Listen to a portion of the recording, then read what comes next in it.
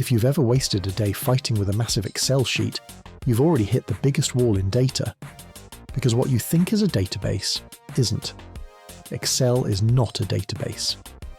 It looks like one, it behaves a little like one, but the difference between Excel and a real database is the difference between a notebook and an entire library. In Excel, your data lives in cells. You can type anything anywhere. That freedom is useful for quick analysis, but it's also dangerous. There's no structure, no rules, no guardrails. Two people can open the same file and edit it differently, and suddenly your truth exists in two places. That's not data management, that's data chaos. A database is the opposite of chaos. It's built on three pillars: structure, discipline, and reliability. 1. Structure, the tables. Every database is built on tables, which look like sheets in Excel, but in a database, every single column is strictly defined. We tell the system, this column holds only numbers, this column holds only dates. 2. Discipline, the rules. This discipline is called data integrity. Think of it this way. Excel says, you can type whatever you want. A database says, you can only type what belongs here, and it must fit the rules. That integrity is the foundation of everything we'll learn in SQL. If the data is broken, your analysis is worthless. 3.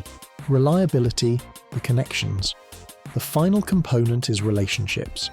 This is how we link data across tables without messy copy-pasting. Here's where databases truly shine and separate themselves from Excel: relationships.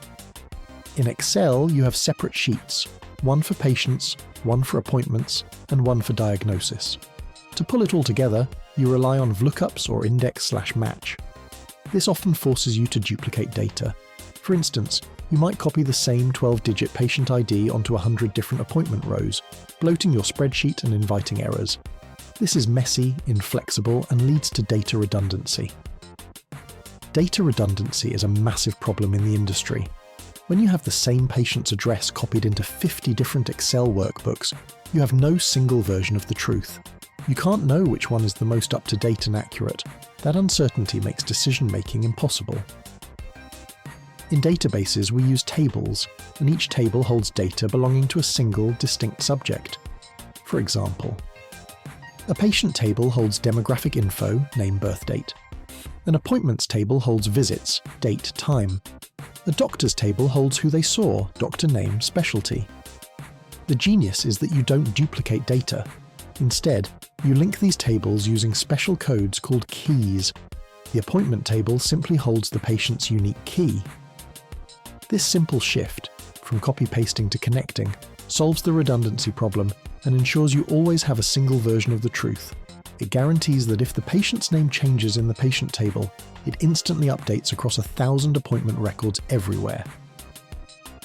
That's how SQL ensures data integrity, the foundation of trust. Here's another big difference: concurrency. In Excel, if two people open the same file, you get conflicts, or worse, someone overwrites your work. In a database, many users can query and update data at the same time, without corrupting anything. Why?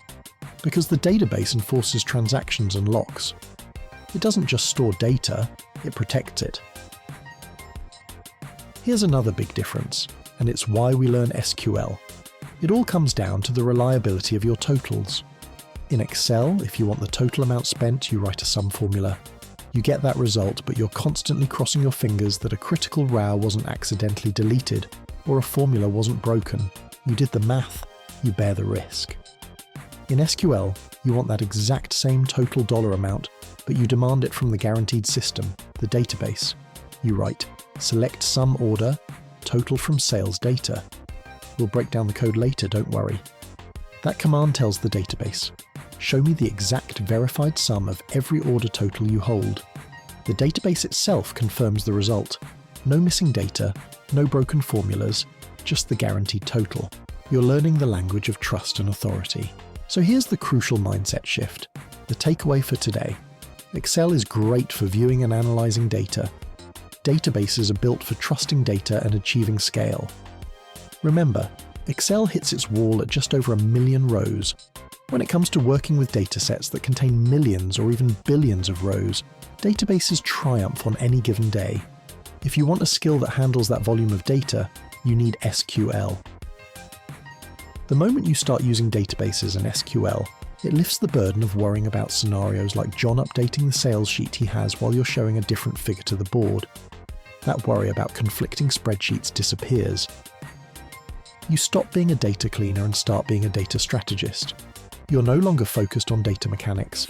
You're focused on the story the data tells and the decisions it enables.